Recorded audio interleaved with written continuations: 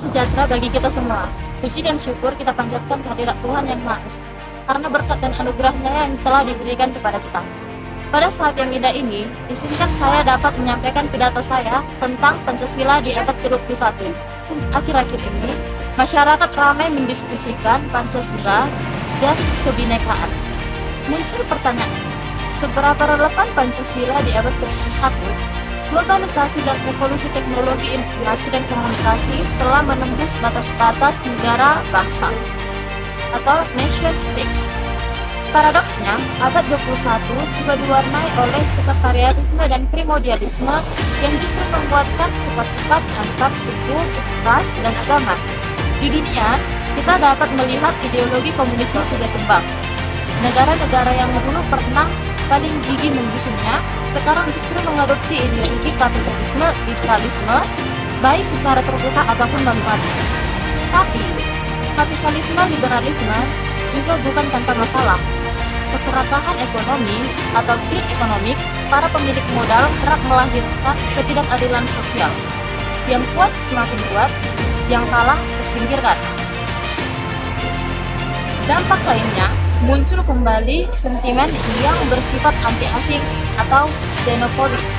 Sebagian memilih untuk menarik diri dari globalisasi dan bersikap ultranasionalisme. Ini semua mengindikasikan masih banyak yang perlu diperbaiki dari ideologi kapitalisme liberalisme.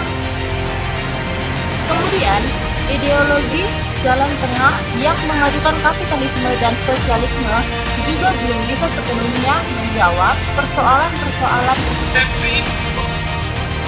Sejak tahun 1945, kita telah memilih Pancasila sebagai ideologi bangsa dan negara. Pancasila tidak dilahirkan begitu saja, bukan juga warisan penjajah atau menjiplak ideologi manapun. Pancasila merupakan hasil perenungan dan penggalian Bung Karno dari para founding father lainnya terhadap nilai luhur bangsa Indonesia. Sebagai ideologi, Pancasila merupakan pandangan hidup dan konsensus bersama bangsa Indonesia, sebuah bangsa yang memiliki keunikan baik dari aspek geografisnya, keberagaman suku, agama, dan budayanya, maupun sejarah perjalanannya. Walaupun beberapa kali adanya upaya untuk menggantikan dengan ideologi lain, Pancasila tetap hidup dan bertahan. Inilah yang meyakinkan saya bahwa dengan segala kelebihan dan kekurangannya, Pancasila tetap menjadi yang terbaik untuk bangsa Indonesia. Tetapi, apakah aktualisasi Pancasila hari ini sudah selesai dengan yang dicita-citakan oleh para pendiri bangsa dan kita semua? Kita lihat sila pertama, ketuhanan yang Maha Esa. Sila ini mencerminkan karakter bangsa Indonesia yang berketuhanan. Meskipun terdiri dari berbagai agama dan kepercayaan, sila ini menjamin hak untuk menjalankan ibadah bagi setiap individu, sekaligus kewajibannya untuk saling menghormati perbedaan antar keyakinan dan hidup rukun berdampingan. Namun, konflik-konflik bernuansa agama muncul di tanah air belakangan ini. Semua berawal dari perebutan kepentingan politik jangka pendek. Berawal dari Jakarta, kemudian merebak cepat ke daerah-daerah lainnya. Ini menunjukkan bahwa kita belum sepenuhnya menjiwai sila pertama Pancasila. Secara khusus, saya ingin menggarisbawahi upaya sebagian pihak untuk membenturkan Pancasila dengan Islam. Ini berbahaya karena upaya ini hanya akan memecah belah kita. Saya berpendapat bahwa Islam kompatibel dengan Pancasila. Sebaliknya, Pancasila memberikan ruang luas bagi berkembangnya Islam maupun agama lainnya di Indonesia. Atas berbagai perbedaan prinsip dan pandangan yang ada di antara kita, penting bagi kita untuk meletakkan segala sesuatunya di dalam bingkai besar harmoni dan toleransi.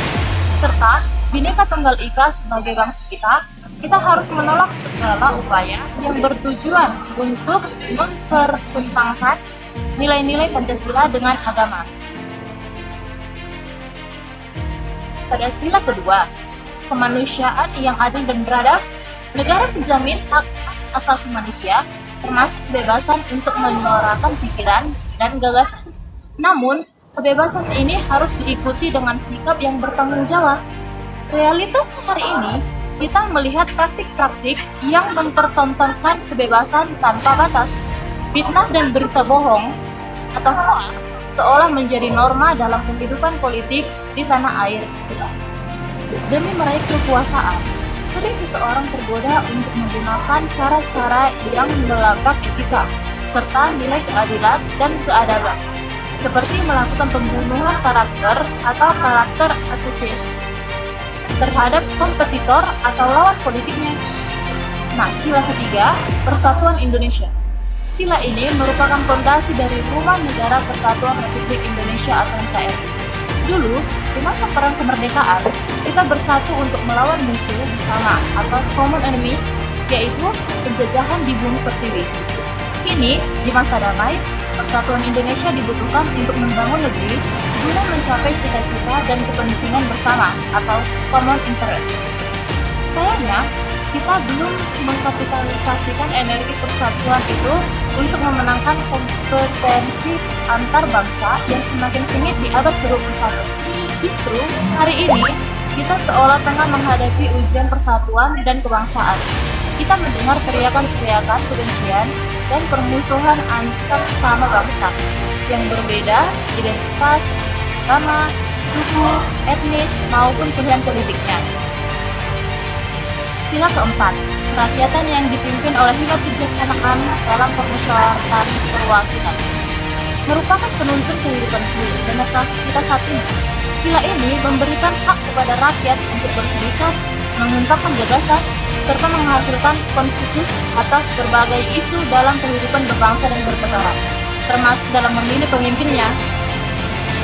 Meskipun di era reformasi telah dilakukan sejumlah koreksi terhadap demokrasi yang kita anut di era sebelumnya, harus diakui saat ini demokrasi kita belum matang dan sempit.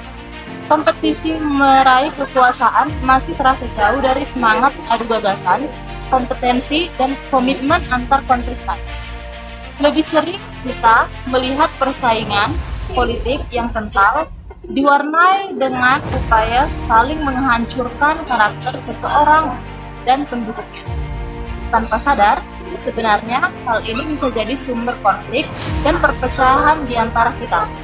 Ekses semacam ini tentu kontraproduktif terhadap tujuan akhir demokrasi. Selanjutnya, sila kelima, keadilan sosial bagi seluruh rakyat Indonesia. Sebagai bangsa, kita memiliki cita-cita luhur untuk menghadirkan kesejahteraan yang berkeadilan. Cita-cita ini terus diperjuangkan lintas generasi. Namun, kita masih menyaksikan ketimpangan dan ketidakadilan di sana-sini. Di abad ke-21 ini, yang sangat kompetitif, tidak jarang kita melihat anak bangsa yang tidak memiliki kemampuan untuk bertahan dan bersaing. Mereka seolah kalah di negerinya sendiri. Belum lagi persoalan ketidakadilan dalam konteks penegakan hukum. Yang lemah biasanya kalah, yang kuat biasanya menang. Ketimpangan dan ketidakadilan ini berpotensi pada konflik sosial yang dapat mengganggu stabilitas negara kita. Semua persoalan di atas tentu saja menjadi tanggung jawab kita semua, karena sejatinya Pancasila milik kita semua, bukan hanya milik pemerintah atau golongan tertentu saja. Maka, bersama kita harus terus kawat, perjuangkan, dan implementasikan Pancasila sebaik-baiknya. Akhir kata, marilah kita jadikan Pancasila sebagai sebuah living ideologi. Artinya, agar terus relevan, Pancasila harus diaktualisasikan sesuai dengan semangat awalnya, namun diletakkan dalam konteks yang kekinian.